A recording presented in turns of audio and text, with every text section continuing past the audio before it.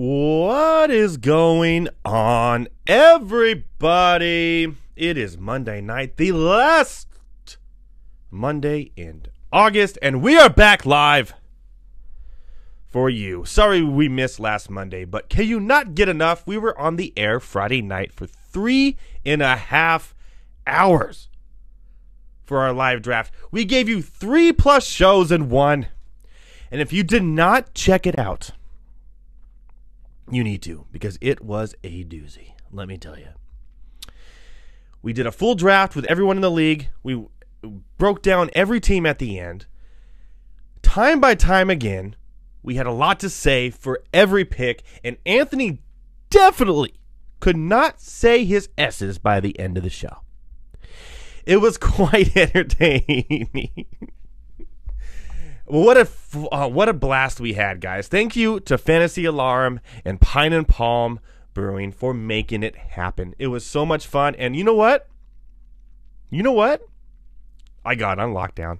That's right. I got it on lockdown. Here's why I know I got it on lockdown from the draft, right? Yahoo gave me a C, yet I'm expected to score more points than anyone else every week. How does that work out?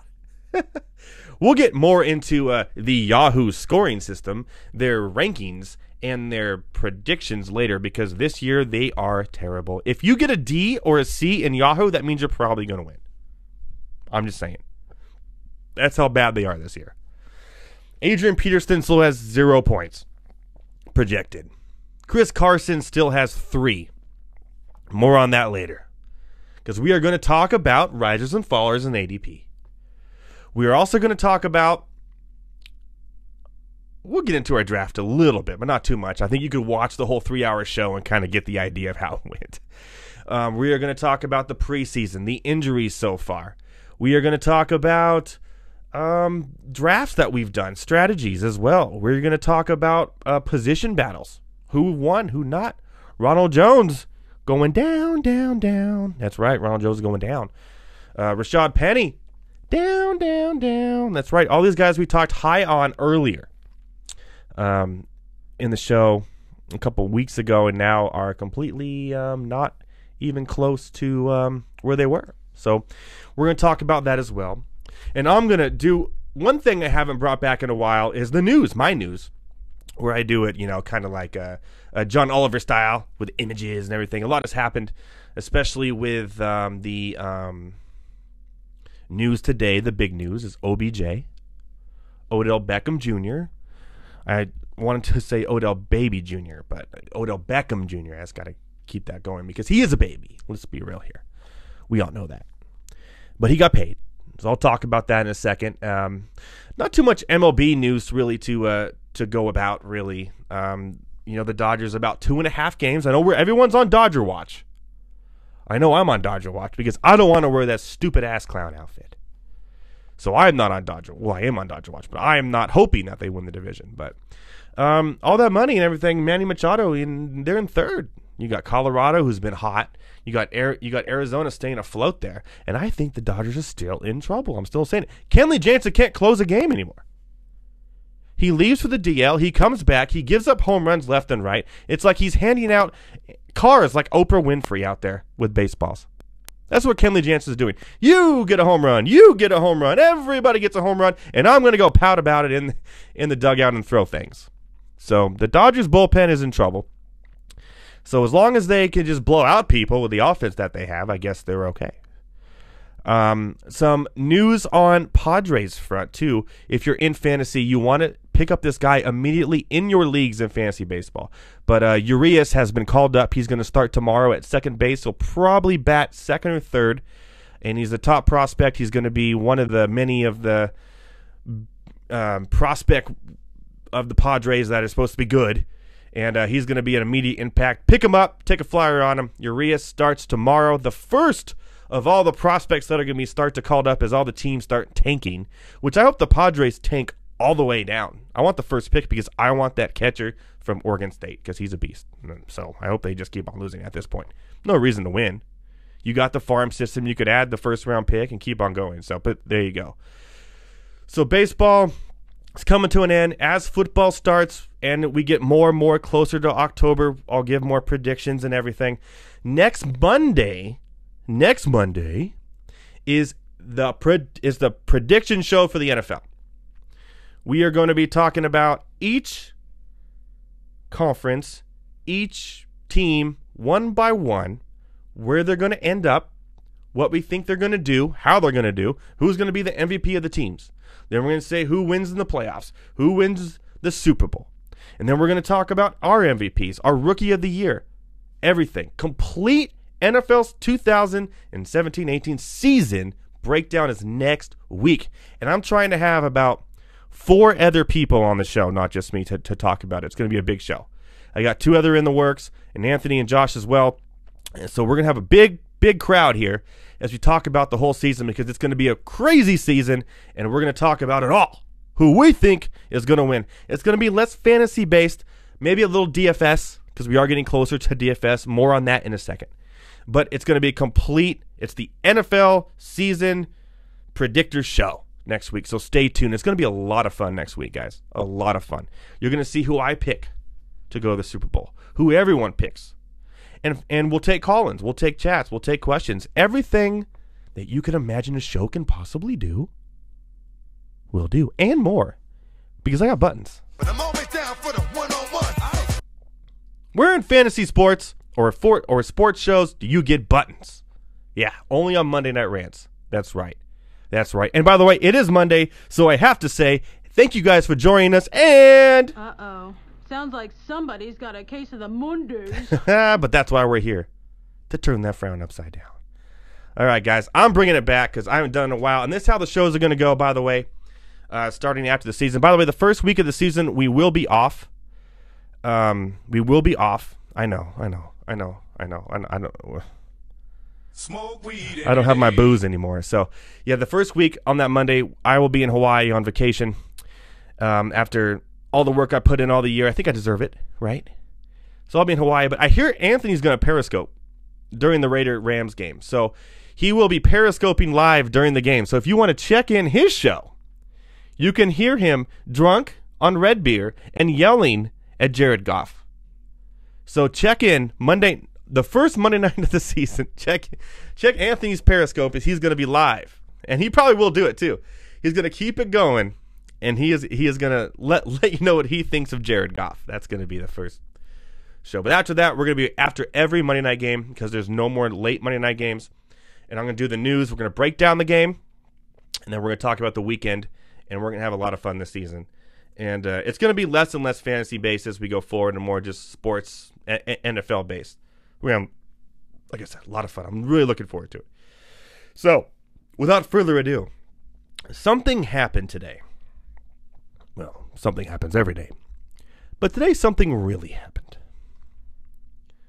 Odell Beckham Jr. decided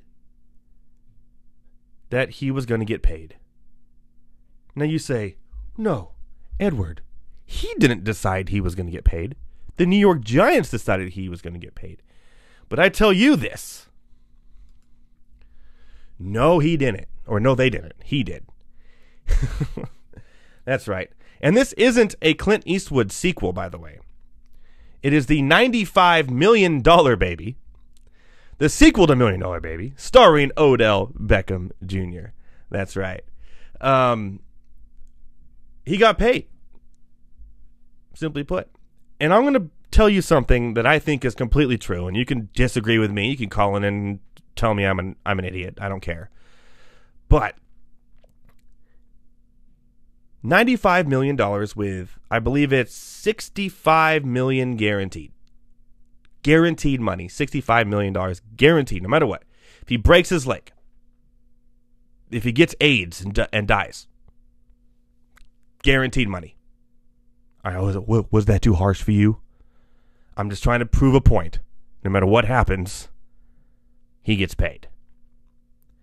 And I'm going to put this on you, everyone watching and listening at home. Hopefully not around your families, because I just did mention AIDS.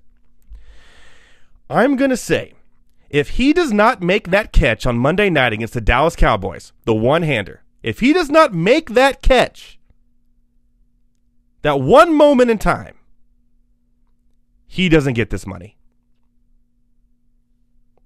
Do you agree or you disagree?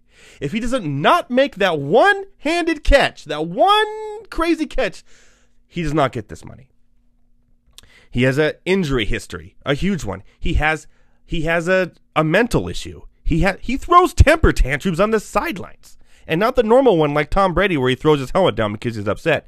He fights objects, like literally fights objects. Yes, Jesse, that was a sick catch, we all know. But is it worth $95 million? With 65 guaranteed, because that's really all he's done. He was hurt all last year. The year before that, he was off and on. He was very inconsistent. By the end of the year, he was solid, but he really hasn't had a full, consistent year. And he's the highest paid receiver of all time. He makes more money than Jerry Rice ever got paid. For what? For the one catch. If he does not make that catch, if he does not make that catch, he doesn't get this money. That's how crazy the NFL is. The one catch is the reason why he gets all this money. John DeLeon said, divas always want more. And they do, right? That's why they're divas. So the $95 million baby now, as I proclaim him, a Clint Eastwood sequel, is now going to get paid, and who knows what's going to happen. He's on a team with a very terrible offensive line. A quarterback who's aging way past his prime, and his prime, let's be honest, if you take away those 2 Super Bowls, was really never that good. And it just wasn't. He's been a very mediocre every year at best. In Eli Manning is what I'm talking about. And he got Shepard. And what Jesse just said is true. He's going to get double covered every day. He may never make that catch again, but that catch that he made, besides all the Gatorade commercials and Nike commercials and everything you saw, that he's already made money-wise, now he gets $95 million with 65 of that guarantee. He's guaranteed $65 million. Like I said, for anything. If he decides one day he wants to quit football and get into porn, $65 million don't matter. If he decides that one day he wants to stop and he wants to be a race car driver at a go-kart track at his local Boomers, $65 million. And you can't tell me or argue with me against it that if he did not make that catch, this contract wouldn't have happened. And there you have it. Odell Beckham, the $95 million baby, who gets to throw temper tantrums and fight with nets and can't stay healthy, but gets paid because of the catch.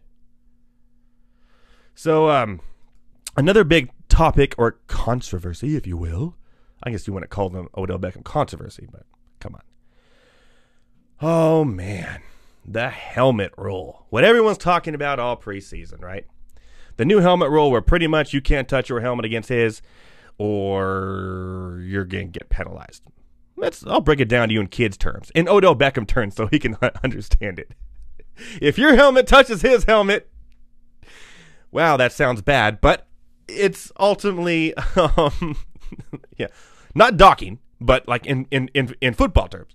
If your helmet touches his helmet, you're going to get penalized.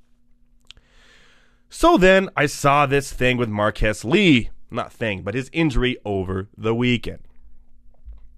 I hate to tell you guys, but if Jalen Ramsey came out and said if it wasn't for the helmet rule, that there was a huge possibility that play wouldn't have happened. And I actually agree with him, because when I watched the play, there's a tiny bit of hesitation before he goes in for the tackle. What do I do? Well, what I do is I'm not going to hit him in the helmet. So he goes low. And what happens when you go low in football? You hit the legs. So boom. A first major knee injury in a game. We're not going to talk about Hunter Henry because he apparently was skipping around the field and tore his ACL. But Marquise Lee was actually hit low because the helmet rule was in effect. And I think that possibly we're going to see more ACL tears and knee injuries this year than ever. You're forcing people or not people, but defenders, to go lower on tackles. And not only are you going lower, you're forcing them to constantly tackle people where they have the least amount of pads. Their legs. Yeah. So, a legal hit to the knees or the legs, or an illegal hit up high. Defenders are going to start hitting below the waist, for say. I guess it is late, so Jesse Masagi says more dick grabs. Well, we all know. we don't know what happens in the locker room during his football games when he was in high school, but apparently some crazy stuff. But there you go. So more tackles below the waist, which is going to be more leg injuries because it's where they're least equipped. We spent so much time on these shoulder pads and these things around our chest. We spent so much time on these helmets now that are concussion proof, but that's not good enough. So now it's like, well, we can't hit him where we spent all this time on the helmets and the pads. No. Let him hit him in the knees. So fantasy players, be aware of this. And be ready to hit those waiver wires. Because I am predicting that this year there's going to be more injuries than ever to the knees, ankles, and thighs. Oh my. That's right. Because that's what it's playing to. I mean, if you stop this, you can't prevent this. But then if you stop this, well, then you might as well just be out there playing flag football, right? So there you go. Flag football. In 5 years, it's going to be the National Flag Football Association. It's going to be the NFFL. Sorry, guys. There's a reason why more and more kids are playing soccer. And I love the NFL. I love football. But it's true. I could see it. That hit was the perfect example. When I'm watching these preseason games, the tacklers are hesitating before they tackle. They're going to start going lower and lower and lower. The NFFL. Thank you. The National Flag Football League, not Association. Oh, man, I love people. They're so fun. So, Odell Beckham gets paid. He's $1 million baby. The helmet rules are definitely in effect, and it's going to cause a lot of headaches, and everyone's right. Everyone's right. The NFL's right. The people watching are right. The players are right. Everyone's right. We shouldn't take hits to the head like that. I agree. But we shouldn't be allowed to go into the knees. But how are you going to properly tackle someone when everyone is that fast and that strong in the NFL? It's never going to happen. Just not. It's too fast of a game to put penalties on things like that. And until, I'm not saying there's an answer to it, but what I'm saying is there's either an answer or not an answer. Because it's either let them just play tackle football with all their, padding on, or let them play flag. Because knee injuries, they're brutal. Jesse also says next year, no low hits. That's when we get to the Flag Football League. And also he says only hugs. So I think to interesting strategy for a football game. When a receiver catches the ball and the defender goes up and hugs him, he's down. Oh, the thoughts going in my head on that one right now. Ugh, scary. So there you go. The helmet rule is going to cause more injuries, and that Marquise Lee injury was the perfect example of that. We are just about a week and a couple days away from the start of the fantasy football season, the year that must be on the road to a Chargers Super Bowl. It all starts. Everyone's 0-0. Even Anthony thinks his Raiders have a chance at this point. Don't we all? But hey, news. If you did not make the Fantasy Football League draft for Monday Night Rants, well, guess what? Every single week you have a chance to play with the likes of Anthony, of Josh, of Rick Wolf, and more on the Monday Night Rants FanDuel that we'll be doing every week. We're going to start with just 10 people just to see how it feels, How we do, it's $10 buy-in. Each week you pick players that you think are going to strive in their matchups. You play them against us, and the top 3 take home cash. Boom. So join us. I will be putting out the link later each week, and for each week after that, excuse me. And each week, you try to beat us and win money. And as it grows, it's going to grow and grow and grow each week. So if we get 10 and it fills up quick, then the week after that, we'll do 20. And keep on joining us and more. Enjoy. And we're even going to tell you who to play. Jeez. All you got to do is listen to us. Play the players that we tell you to play against us and beat us and win money. What better show does that? What better show just says, hey, you want money? Here's money. Here's who to play to do it. That is Monday Night Rants. So this week 1, we're going to start it with the Monday Night Rants FanDuel League. I'm going to put the link out. It's going to be up on the Twitter, on the Facebook, on the YouTube, blah, blah, blah, all of the above on the website. And you can join us. Once it fills, it fills. We're only taking 10 people just to see how it does. And after that, each week, there's 17 weeks. We're going to grow it and grow it and grow it because I think it could be huge. So join us on FanDuel every week as we attempt to do something that's never been done in the history of sports. And that is for me to go 17 weeks a winner. Prove me wrong. Prove me wrong. All right, so before we bring in Anthony and Josh, Anthony has a new segment he brought to me that he wants to do. So I'm going to let him take the wheel, if you would, like Carrie Underwood did to Jesus. And he's going to, by the way, that was a great announcement. That was perfect. And he is going to take the reins and talk us through his segment. And I have a couple of buttons here I may push during it. So ought to be fun. Before I do that, I want to talk about drafts. Live drafts. With your friends and family and people around you. Now, I like live drafts. But the last couple of years, live drafts have really irritated me. And I think maybe it's because I could possibly have a target on my back. Most probably because I win enough. And people want to target me. And it does irritate me. It gets under my skin. And it shouldn't, because I do the same thing. I talk crap back too. God, do I love talking crap at a draft.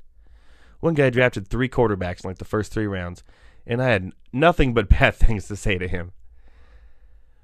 But I don't know why someone just said on RedTube. I don't even know what RedTube is. I think that's a gamer version of YouTube or something. I'm not sure. But sure, yes, on RedTube. But by the looks of the faces on the guys on hold, I'm pretty sure that's not what RedTube is.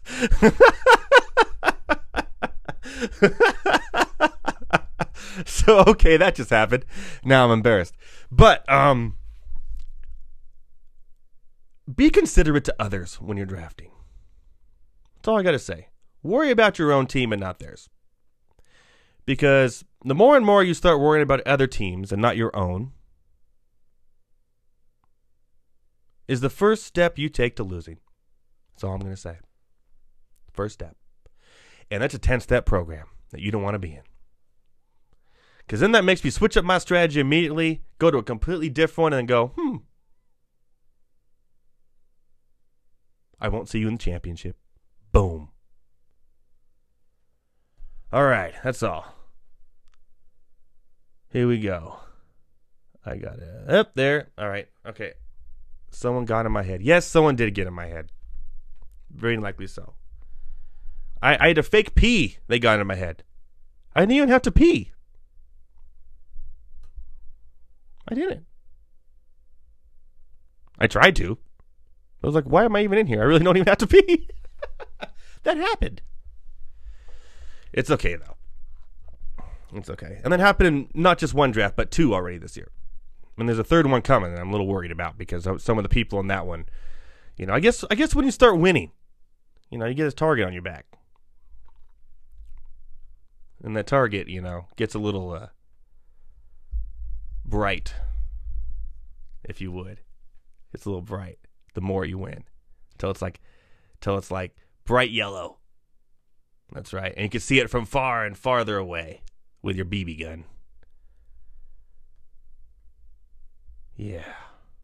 So anyways, worry about your own team, people. When you're drafting, just think, here's my strategy. Here's what I'm going to do. Don't listen to what other people say. And if you do listen to what other people say, show them your championships. Show them your Yahoo stats from over the last 5 years. And then let them show you theirs. And compare. Compare sizes. In the bathroom. Just kidding. Compare your actual championships. Don't get all weird on us.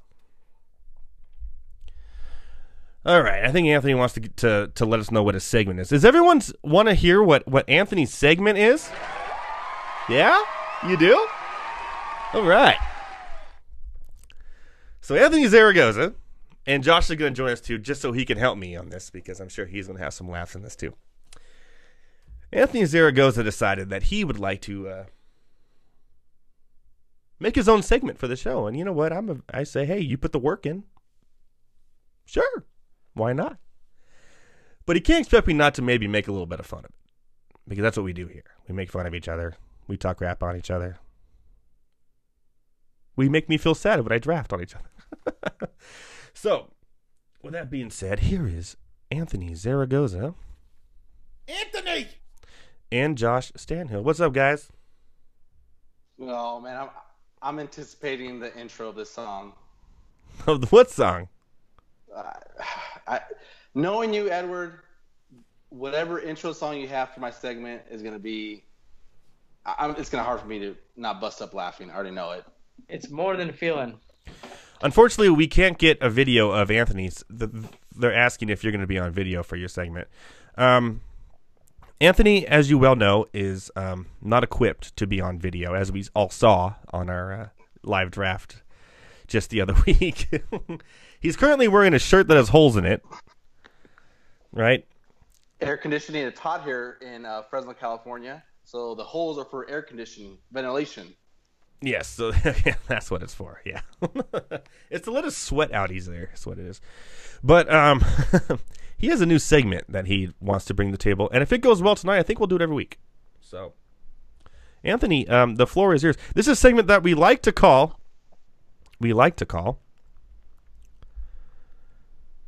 There's hope for their poll, and it goes like this. If someone marries me, interesting defensive there's pick. hope I like it. for there. All right. Oh my gosh! You know what? Hold on, can I do it one more time? One more time. Please do it. Please do it. If someone marries me, interesting defensive there's pick. I hope like it. for there. Yeah. By the way, during that, there was a very interesting defensive pick. So. Oh, it doesn't matter who it was. It's. Oh my gosh! You can't make this stuff up. You know, you really can't. It's unbelievable. If someone marries me, Interesting defensive there's pick. I hope like it. for there. There's hope for there. You know, and I apologize to my wife, Sarah. I'm sorry that. Shout out to Sarah. Shout out to Sarah for putting up with that kind of chicanery. It's nonstop in this household. Oh man, that's bad. All right, Anthony, what's your segment you're gonna bring? Oh, so even though that whole intro has nothing to do with my segment, but I just love it because it's hilarious. It's gonna have me cracking up all year. But you know, for many of the fantasy footballers out there in the world, Twitter is a phenomenal outlet for information, research. You have just a plethora of items you can find on Twitter. And there's so many voices out there. And I know I've enjoyed using it over the last year or so. Edward's really big on it. You need to follow Edward on Edward Rouse for all the fantasy alarm stuff. But, you know, I put on a pretty interesting poll last week to kind of figure out, with all this preseason hype, this training camp news, what players are you most excited for solely based off of training camp and preseason stats? Okay. I think it gives you a good kind of timeline because every year we want to know why guys are getting drafted in certain spots. And when you're able to remember it's because such and such had a great camp and they were raving about him, it's a good timeline for them. It's a nice timestamp. So I asked the Twitter world and, you know, my millions and millions followers to get together. Millions Not of really billions, million. huh? Yeah, well, you caught that. Yeah, millions, subtract a couple zeros. But I sent it out there, and I got some really good feedback. And I got 5 players that everybody's looking at that I want to ask you guys about how you feel about them. Okay. All right. Is Traquan Smith one of these players? Because if not, your Twitter world is doing it wrong. Oh, here we go. Here we go. You know what? Everybody has man crushes. Obviously, if you listen to the show, my man crush is Jay Ajayi. The Dreads. I love him. I believe Josh picked Jay Ajayi up this last week, didn't he? I sure did. Yes, and Sonny Michel, by the way. Yeah, I got both. So either way, he wins. Oh, my God. If you get both of them, it's like it's going to explode. You can't have them both in the same room. No, It's not gonna happen. just boom. Just yeah. Not even DMX. He'd be like, I'm always down for the one-on-one. he wouldn't even know what to do. He wouldn't. What is that? Oh my. Why is DMX? Never mind. DMX is awesome. All right. So who are these players, and who was the most that you got? Listen, like the top couple, and I'll tell you how I feel about them. Our top 5 that I got, and I got some really good feedback. So our number 5 guy, we're gonna go from 5 to 1, but our number 5 guy that's had some really great reviews. He's had a really strong camp with his new quarterback in Minnesota. It's Stephon Diggs comes in at number 5. Really? Now what? Yes, yes. Interesting. Reports this last week that him and Kirk Cousins are having a really good connection in training camp. Obviously, it hasn't really produced out in the preseason, but Diggs and Cousins are I guess, an item right now. Wow. So, what do you guys think about Diggs? Josh, go for it. I would say Thielen more than Diggs. I would probably look at for Cousins. I mean, Diggs is. I see Robbie Anderson. We talked about this. Robbie Anderson's going to come out with the same amount of points and everything. I think Diggs is decent, but I mean, preseasons. I guess we'll see what happens in week 4. Yeah, I was on the same page, but not anymore. After seeing Diggs and the repertoire he is presented with Cousins, I like Diggs a little more. I actually think Diggs will outproduce what he did last season, and he just keeps on growing and growing on me the more I see it. I still like Thielen a lot. Thielen, not with a D. I keep on having the, and I did the Fantasy Alarm profile video on him. But Diggs just grows and grows on me. But he does this every year, it seems like. But I think he will outproduce what he did last year, and maybe even the year before, and could have his biggest year, but that also means Thielen can have an equally as big as year as well with Cousins there.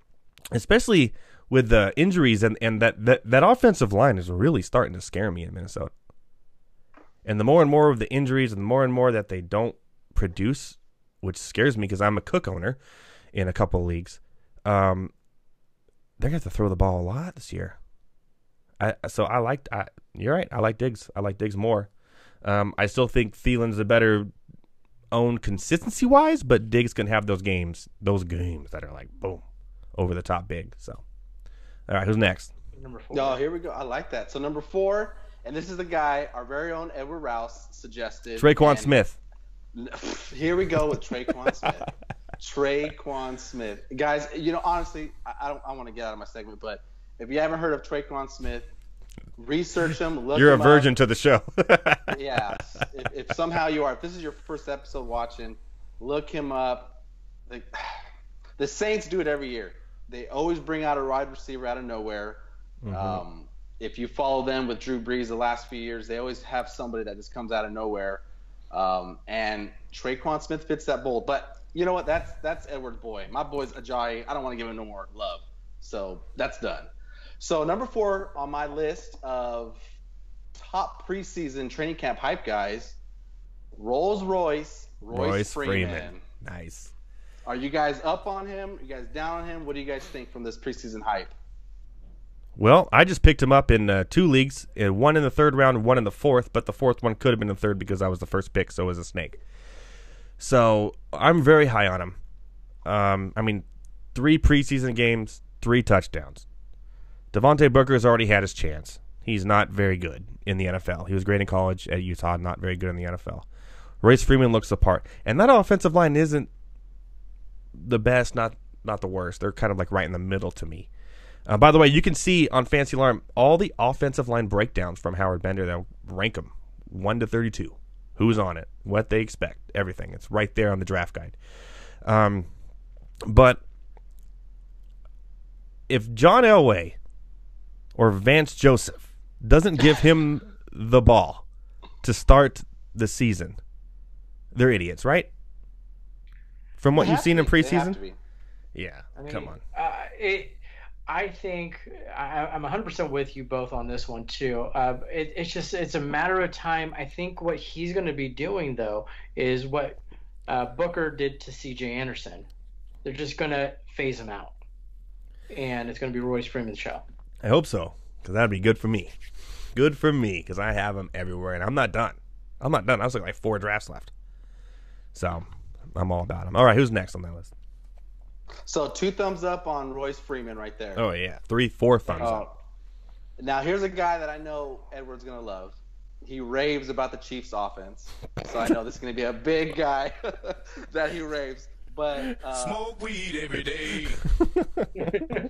if I don't get to smoke weed every day, if this is Mahomes, I'm turning off the show right now.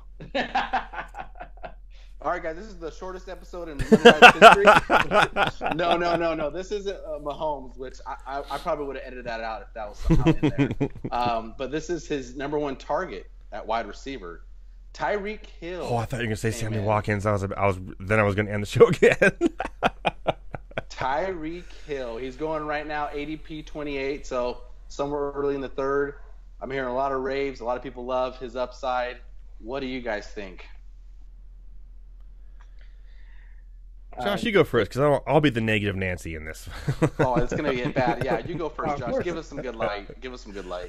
I mean, huge upside. I mean, you're talking about a guy who just absolutely can just run down the field real fast, just the ability, quick slant post, whatever he can do, he can easily juke out of his the defender and just get away from the cornerback. So you got amazing upside, and he's going to be a touchdown, phenomenon this year. I think. I thoroughly agree with you. All right, I disagree. Why is there hype coming out of Tyreek Hill at a training camp? You really think he's going to match anything? He's going to have a bigger season than what they've already done the last 2 years? No, he's not. His ceiling has already been had. So why is there hype coming out of this for Tyreek Hill? Why do people think he's going to do better with Mahomes? Why do people think he's going to be better than he's already been? I don't understand why there's hype. I don't get it. I don't get it. It's the Twitter world. They've also never had another receiver like Sammy Watkins who's going to steal targets. But this is also Alex Smith was never a deep pass threat, even when he was in his prime. He always hit a slot receiver. Mahomes freaking airs it out. That's the difference. Yeah. Here we go. Ding, ding, ding, ding. I'm just saying. There's your difference. How many touchdowns do you think Tyreek Hill gets this year? Over or under 5? Over. You both think over 5 touchdowns for Tyreek Hill? I'm staying out of that bad boy. I got way too many bets with you, Edward. So if Mahomes only throws 20 touchdown passes in his first year as a starter, 6 of them go to him. Yes. 25% of them will go to Tyreek Hill. That would be actually 1.125. Yes. Whatever. So okay. So if he throws 20 and 5 of them go. No, I'm right. That's 25%. Oh yeah, that's Josh. You're wrong. Where's your math, man? Yeah, 25%. 5 of 20 is 5 of 20 is 25%. I apologize. We'll go to Tyreek Hill. See, and then you have Kelsey. Yes. You got Hunt. You got Watkins. You said throw. You didn't say run. Throw. Yeah. Yeah.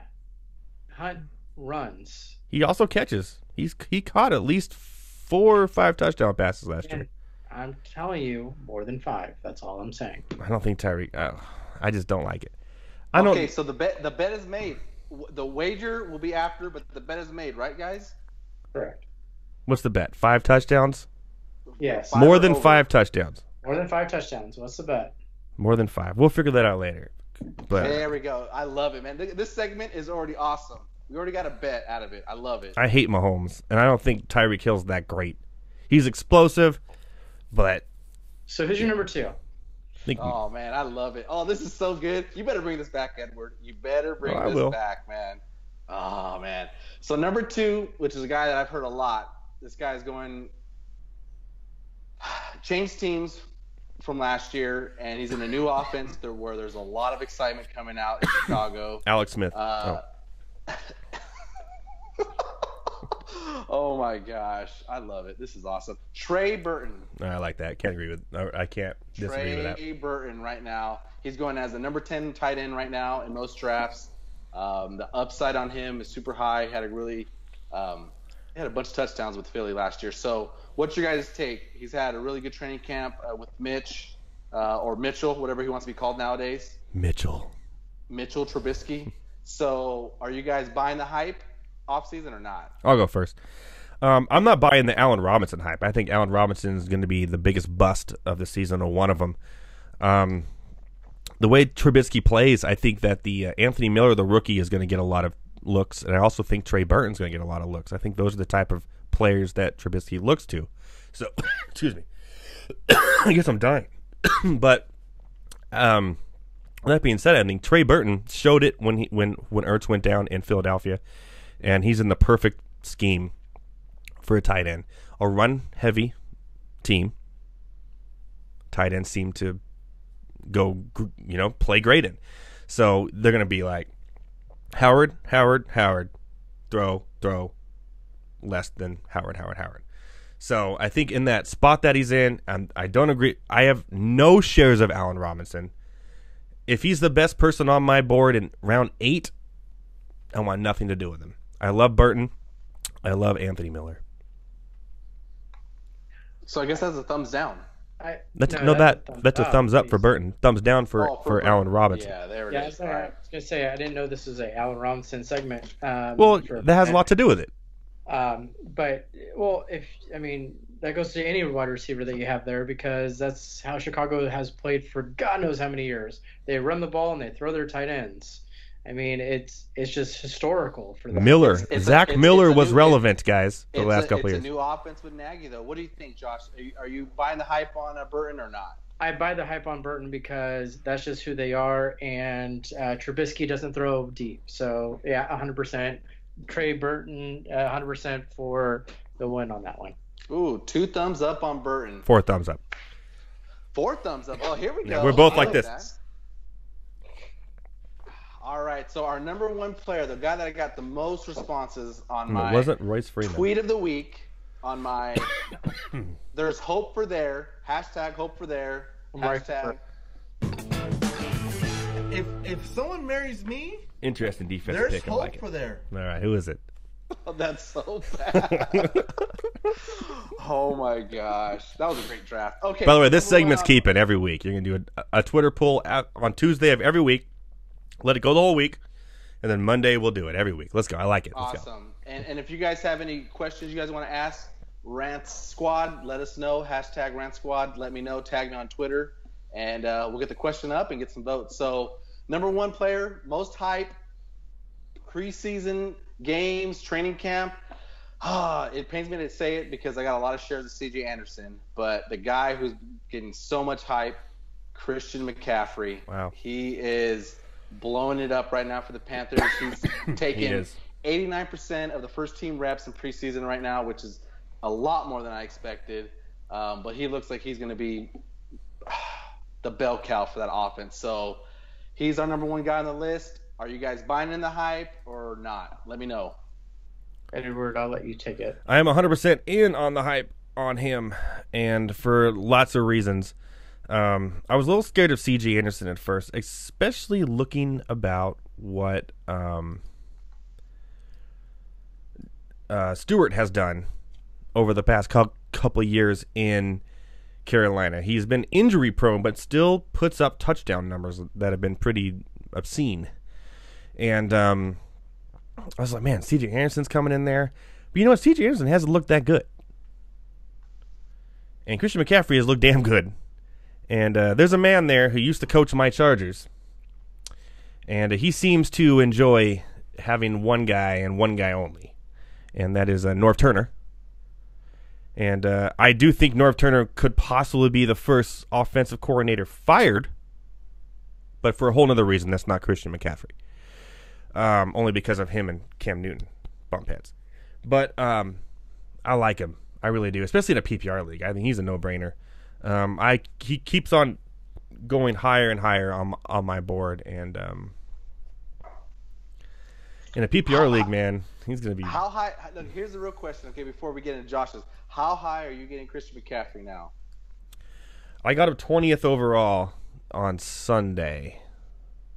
Or 21st, because I had the number one pick, and I went Keenan Allen and Christian McCaffrey together. So you could have flip-flopped him. But how high are you going? But I want to know your love for CMC. I think I'd take him easily. It just depends where you're like. I wouldn't take him over Leonard Fournette. Ooh, I wouldn't take him over Leonard Fournette. But here's what I would do now, and I'm saying this now from what I know, from what I hear. I would take him over Dalvin Cook. Now, I would take Christian McCaffrey over Dalvin Cook. And that's saying a lot. Because now there's reports saying that they're going to ease him in. Latavius Murray is going to get a lot of the reps for a while. We don't know what to do there. And C.J. Anderson hasn't looked very good. Still kind of struggling there. And I would take Christian McCaffrey over Dalvin Cook. But not Leonard Fournette, not Melvin Gordon, not Kareem Hunt, not Barkley. But he would be the next one after those guys that I would take. We're talking early second. Hold on. Over Jordan Howard? I would take McCaffrey over Jordan Howard in a PPR, hands down. In a non-PPR, no. But in a PPR, yeah. Because Jordan Howard's not going to get any receptions out of the backfield at all. He's strictly a volume-based runner with 9 touchdowns. That's what you're going to get. You're going to get 1,200 yards and 9 touchdowns from Jordan Howard. No receptions. That's all going to Cohen every time. There it is. Josh, what do you think, man? Are you buying on the CMC hype, or are you taking a step back from it? No, I buy into the hype. The only question I do have is, do they try to do what they've done, like Eddie said in the past with the Jonathan Stewart, bring him in on the third down and try to rush it all the way and see if they'll do or a Garrett Blount and see if he'll power in for a touchdown. That's pretty much it. But even if they do that, I think that Christian McCaffrey's in a slot kind of position like he was last year, and you're going to be throwing to him possibly anyway. He's going to get a touchdown a game just in receptions in a PPR. That's why I agree with that as well. Yeah. So, I mean, that's really what it comes down to. Yes, the hype is there. I think you're easily drafting him in the second round. Perfect. Where in the second round? Josh? Where are you getting him? I mean, there's no way he goes any before the second half hits of that second round. So it's going to be in the first. I mean, if you're in a 10 to 12 person league, I'd say in the top five picks in the second round. Would you take him over Dalvin Cook, Josh?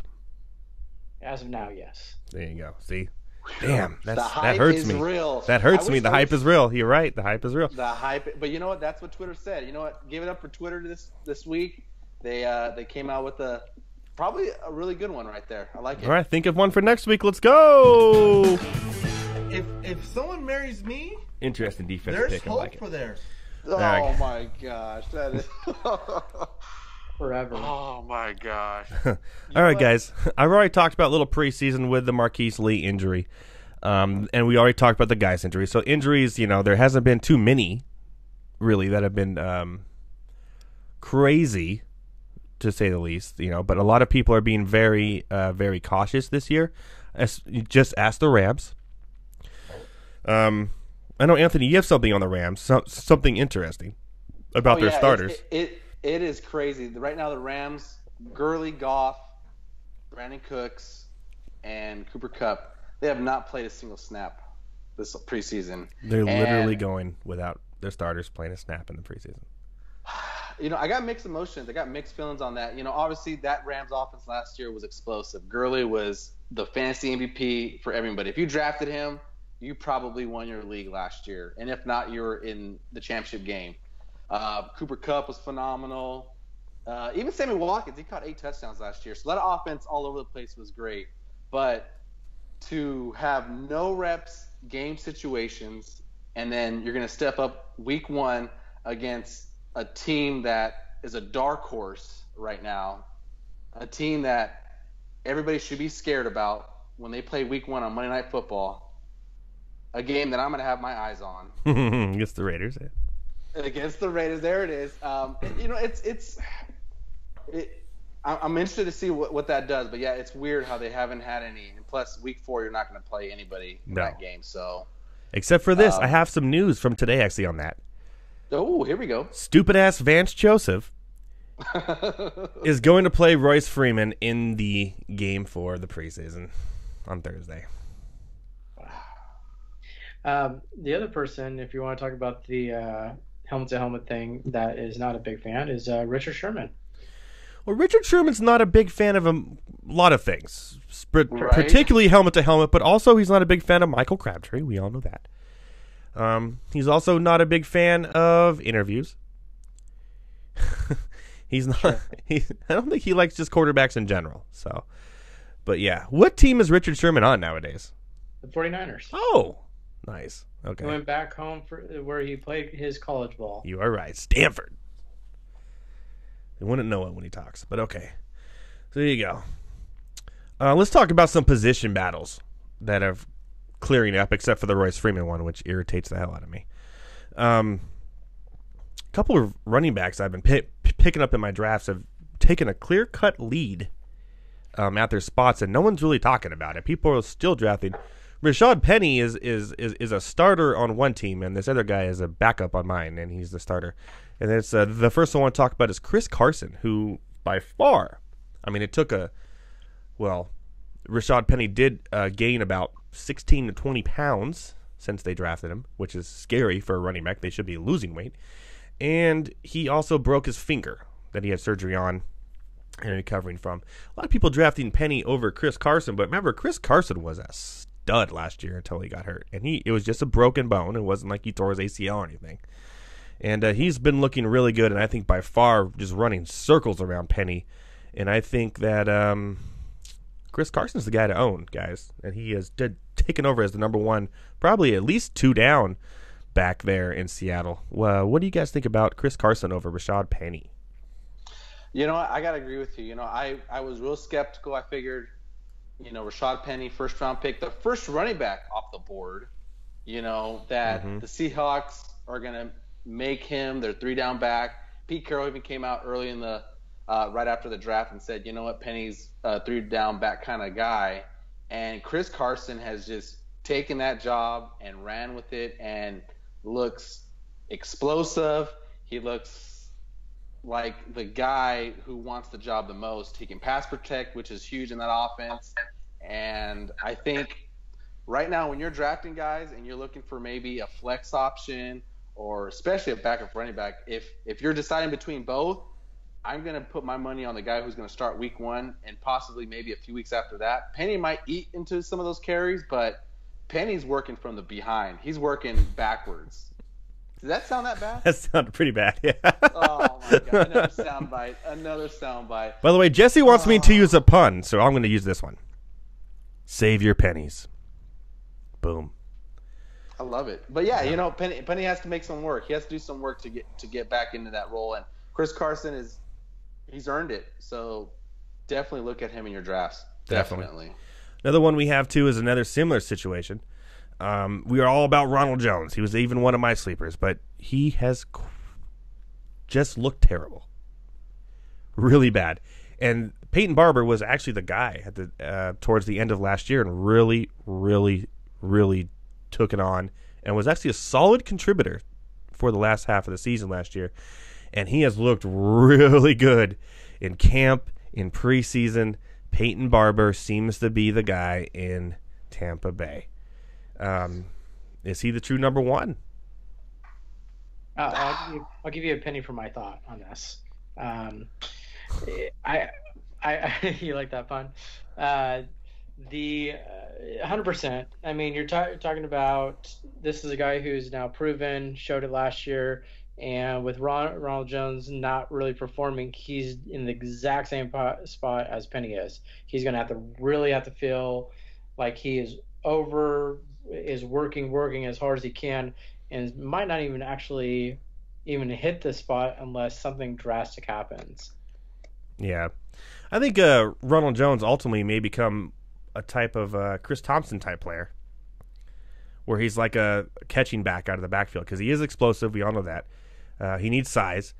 And ultimately, I think Peyton Barber's his to lose. So, you know what? Go to your barber, get your hair cut. Don't go. Don't go. That was a bit chest. Good one. I don't know. How about the man with 2 Hall of Famers as his name? Peyton Barber. Boom. All right. Another one we have here, too, is the Redskins situation after the brutal injury to guys. I wouldn't say brutal, but I guess any type of ACL tear is brutal. They tried out Kelly, Mr. Robert Kelly, the big man, and Samurai Perrine, who never really seemed to get it going. And Kelly is really more of a goal line back. He always kind of has been. So in comes... I was going to say something really bad, but do they let Adrian Peterson wear belts in the locker room? Oh, man. Oh. Adrian Peterson comes in and really, with the first team, not dominates, but has a really good showing for not playing in some time. And, I picked him up in a league, and still has 0 projected points, by the way. Yahoo, get your shit together. But is he the number 1 guy? And do you think could be some sort of resurrection there with Alex Smith at quarterback there in Washington? You know what? Right now, Washington, Perrine last year, Kelly was hurt all of 2017. Perrine was very ineffective. I think he averaged like 3.4 yards a carry, so not really high on that list. And then you get a guy like Adrian Peterson, coming from his street clothes, goes up, and I think he rushed 11 times for like 50 yards and looked good. He played the part in that week 3 preseason game. He did, yeah. You wonder, is this guy going to start the season? If I'm going to take a filler on anybody, I hate to say it, Adrian Peterson looks like that guy. Yeah, he looked good. I gotta kind of go in here and say this is gonna. I have a feeling this is gonna be something like the Saints was last year. He could be the guy, but who's going to be the one that's going to be cut? I don't think you need to cut him. I think you could keep 4 running backs on your team, because you have Chris Thompson, who's more of like the theoretic. That's our next topic, is the Lions, who will have 4 running backs on their team, which is the same thing that we're talking about right now, really. So if you had the 4 running backs, and you could rotate them through and have Peterson just eat up yards, and then bring in, Kelly for the goal line, and then bring in Perrine, we need to spell, and then have Chris Thompson, on the, going outside. I think that's a solid 4-punch. I hate to say it, but I think the majority of the carries will go to Peterson until he proves that he can't do it anymore. But I think he has something to prove, and I like it. I like Peterson there. I didn't think I would, but after seeing him, he looked explosive, man. Watching that game was like, wow, like whoa. And they have a really good offensive line there in Washington as well. So it's nice to see a good running back taking advantage of it for once. So there you go. Speaking of that, the Lions, the same situation here. Okay, you got LeGarrette Blount, Smoke weed every day. Kerryon Johnson, who everybody is high on, high ADP, just keeps on growing. I'm not as high as him anymore from what I've seen. And then you got Theo Riddick, who is Chris Thompson, or a receiver playing running back. And, of course, you have Amir Abdullah, who just won't seem to go away. I don't think any 4 of these guys get cut. I think those end up being the 4 running backs on the team, to be honest, and which is smart. And because they're still not paying Abdullah that much money, too, by the way. So LeGarrette Blount gets the start. I guess he's going to go out there when the opening snap, but I think Kerryon Johnson becomes the between the 50 type of guy. LeGarrette Blount becomes the goal line type of guy. Theo Riddick is Theo Riddick, and I think Amir Abdullah just gives some spells here or there. Do you guys agree? You think one of them gets cut, or do you think LeGarrette Blount, now his ADP should be higher from starting on Thursday? It makes me nervous because week 3 is that de facto dress rehearsal for everybody. It's your starting lineup unless you're the Rams who bench everybody.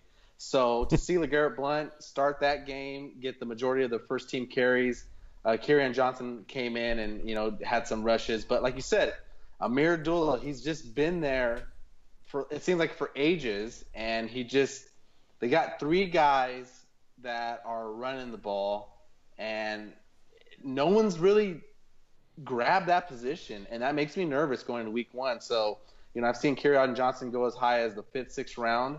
So, if you're looking at it as a flex option or something of that nature, you're really throwing in a lottery ticket, hoping that Kerryon Johnson takes it. I think talent-wise, far more talented than any of those blind running backs, but you never know. LeGarrette Blount had that 1 year with New England where he scored like 1 million touchdowns, and not saying that's going to happen again, but he keeps producing somehow. Yes, he does. He does. I don't know how he does it. So I think ultimately Kerryon Johnson becomes the de facto number 1 there with Blount kind of rolling in the steal. And then Theo Riddick, I am down. I don't think Theo Riddick is going to have as good as year as people think, because really he's only had as good years where the other running backs have all gone down. I was going to say, remember Joique Bell? When Joique Bell went down and then Amir Abdullah got hurt, and then they kind of had no running back and had to pass it all the time. But with a running back like Kerryon Johnson, like LeGarrette Blount, I think that kind of makes Theo Riddick a non-factor, running back wise. Receiving wise, yeah, he'll have his, but I don't think he's a Chris Thompson type player. So really, I think Theo Riddick is gone. I think way overvalued. Yep. I think he, before halfway through the season, I think you see Riddick with a new team. Could be. Very could be. They have lots of trade bait there. That's for sure. We already talked about the Broncos there. Chris Diaz wants to know what he thinks about what I think about Mahomes. You need to go back and listen to our new segment. If someone marries me, interesting defensive there's pick. I hope like it. for there. And you will find out how I feel about Patrick Mahomes when he talks about Tyreek Hill. So go back and listen on the replay. I'm not in on Mahomes at all. Thank you, Chris, by the way.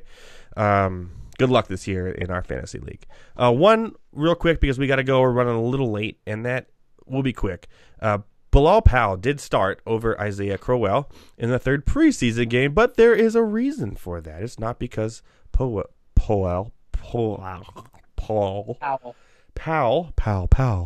is actually the starter.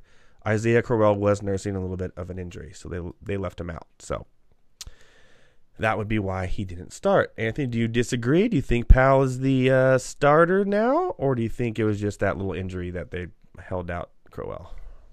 Well, Crowell he suffered a concussion in that week 2 game, and if I'm owning Crowell right now in my leagues, it makes me a little nervous because obviously he played, so they feel like he was healthy enough to play. Yes. In this week 3 game.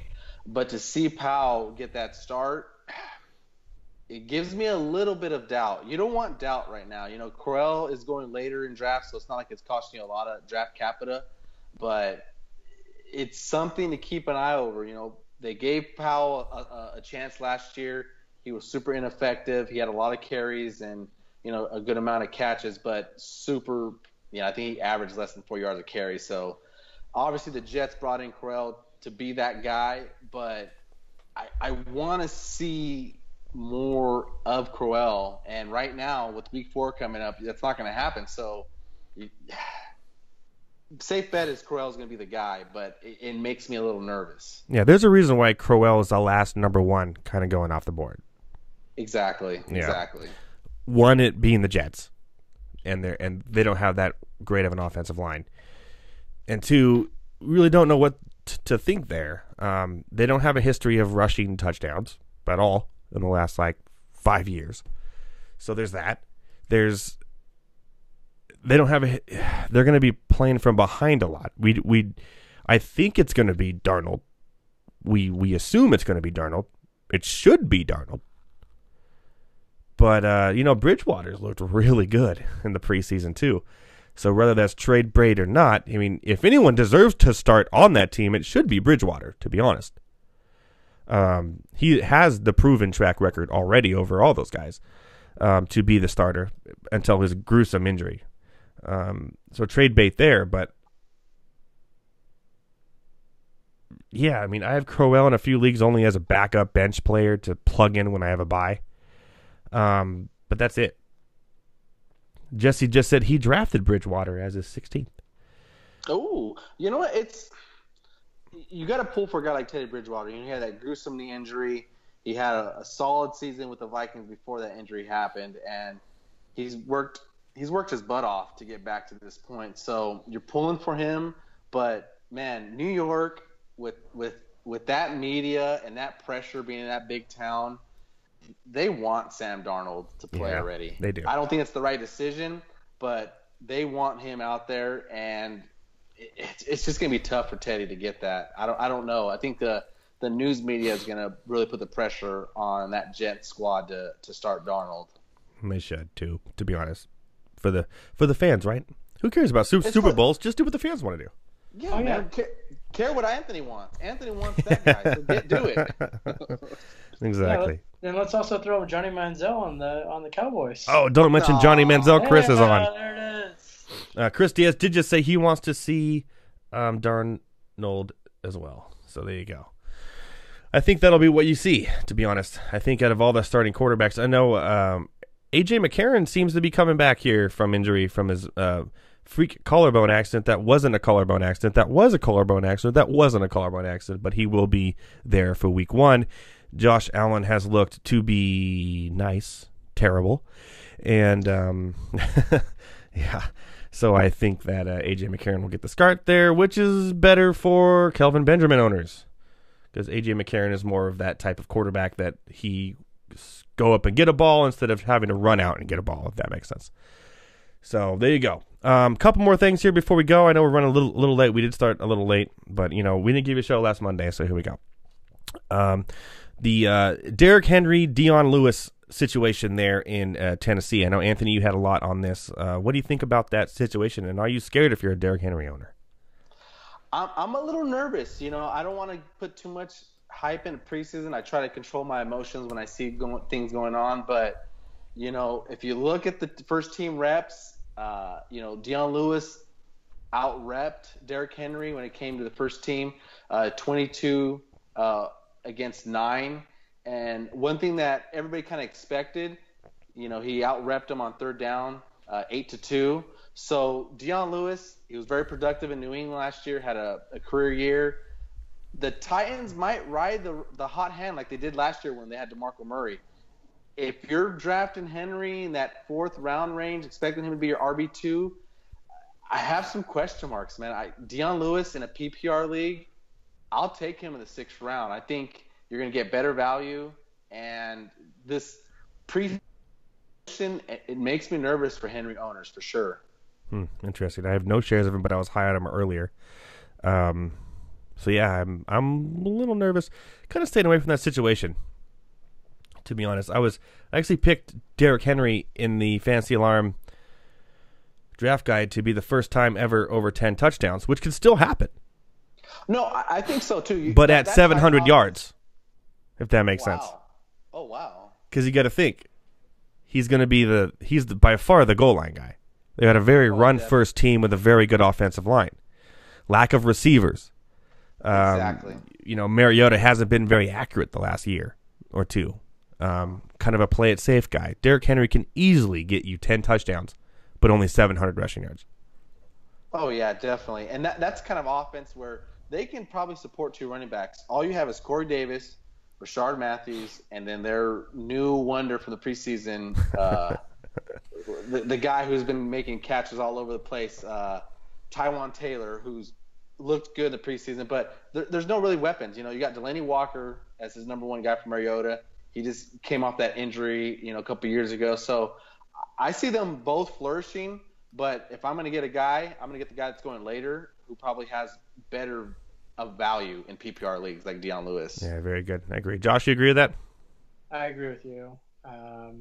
The Derrick Henry thing, it's just still suspect. Let's just see what happens. All right, cool. Let's do some quick hitters before we get out here, guys. Devontae Parker. I'm not going to have – I don't think he's even resuming catching drills. Who would you rather have, Kenny Stills or Danny Amendola in that offense? Go. Danny Amendola. Kenny Stills. I like his upside. Oh, yeah, Kenny Stills. Oh, that was quick? Oh, my bad. That was quick, and then we're good. Okay, Marquise Lee injury, which you talked about earlier. Who becomes the beneficiary, Keenan Cole or Dede Westbrook? Westbrook. I'm going to go Keenan Cole. I agree with Cole on that one, although I still like Westbrook. I think both are valuable. He should own them both. Here we go. Here's the big one. Jeremy Hill and Mike Gillislee. The Jizz. Ajay Ajayi. I don't want nothing to do with that backfield. All right, guys. Who's Le'Veon Bell's handcuff?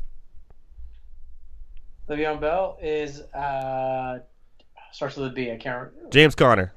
Connor. Thank you. We all agree? Get him. James Conner. Oh, yeah. All right. Definitely. If you own Todd Gurley, do you pick up John Kelly? Depends on how deep your bench is.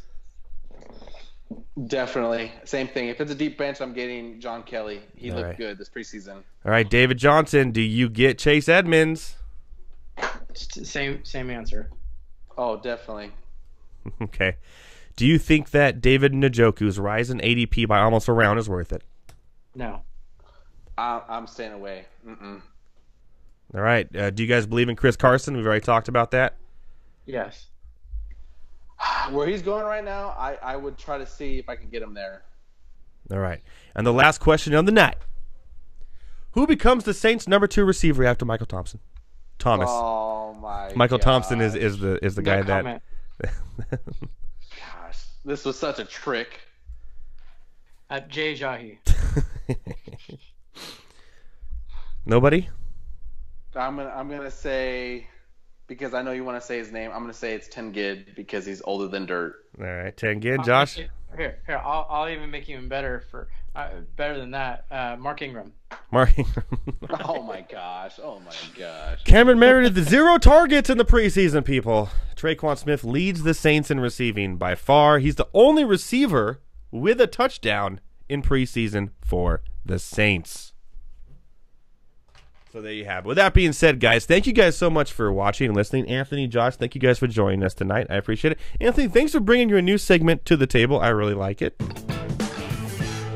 If someone marries me, Interesting defensive there's pick. I hope like it. for there. There's hope. I love it. Bring it back next week, guys. Oh my.